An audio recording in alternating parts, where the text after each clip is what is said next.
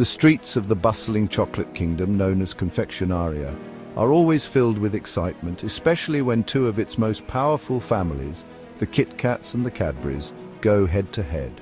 In a world where sweet treats rule and every bite holds a secret, these two families have a history that goes back centuries.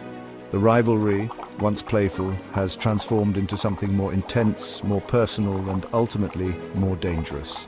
It all started decades ago, at a time when the chocolate market was dominated by a handful of companies. But in the heart of Confectionaria, there existed two great empires: KitKat, known for its crunchy wafers wrapped in smooth milk chocolate, and Cadbury, famous for its rich, creamy taste that melts in your mouth.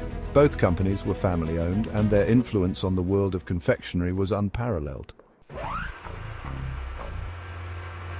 In the early 1980s, the KitKat family made a bold move that would change the course of history. The KitKat brothers, Charles and William, came up with the revolutionary concept of a chocolate bar with layers of crisp wafer, something no one had dared to imagine. They saw potential in blending texture with flavor. The idea was simple but groundbreaking, a bar that was more than just chocolate. It was a combination of crispy, crunchy, and creamy all in one. The KitKats quickly dominated the marketplace with the now iconic four-fingered shape that became synonymous with their success. As their influence grew, so did their arrogance. Their slogan, "Have a break, have a KitKat," became a global catchphrase. They were untouchable, but little did they know a storm was brewing in the Cadbury camp.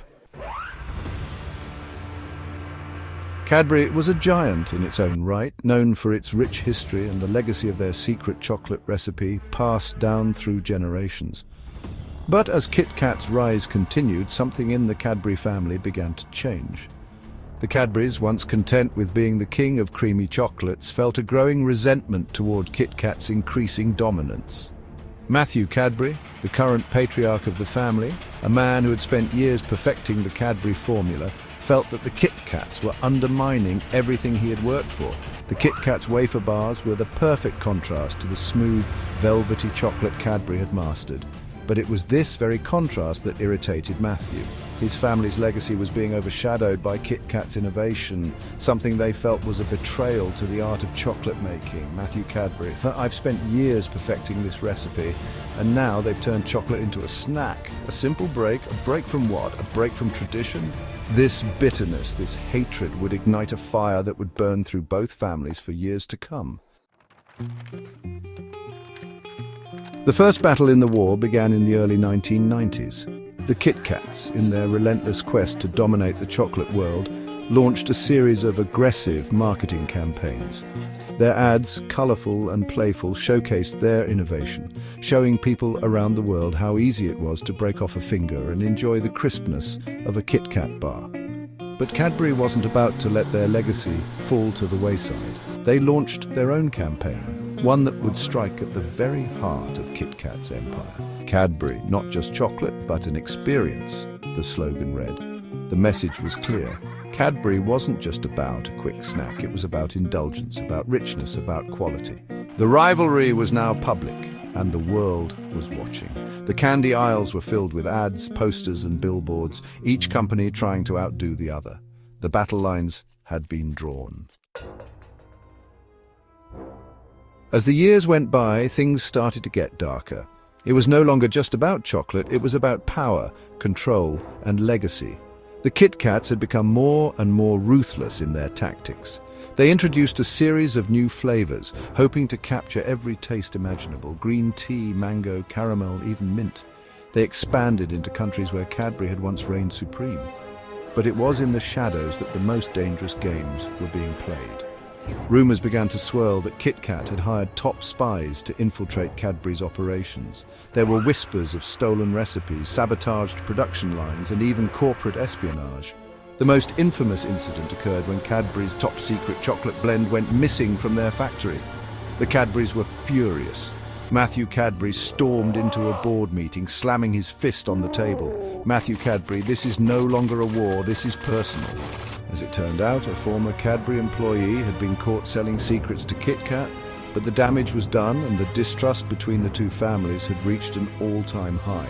The battle for supremacy had moved beyond marketing and advertising. It had become a war of attrition. Years passed and the rivalry escalated. KitKat and Cadbury continued to grow, but so did the animosity between the two families. The battle reached its apex in the 2000s when KitKat launched its most ambitious project, a new, limited edition flavor that was rumored to be unlike anything the world had ever tasted. It was the perfect weapon to end the war once and for all, but the Cadburys weren't going to let that happen. Matthew Cadbury, now an older man, called upon his son, Samuel, to develop a new product, a chocolate so rich, so luxurious, that it would eclipse anything KitKat had ever made. The Cadbury's new creation would be a combination of the smoothest, most decadent chocolate and a unique twist that no one had ever seen before. The day of the unveiling arrived. Both companies held simultaneous press events to showcase their creations.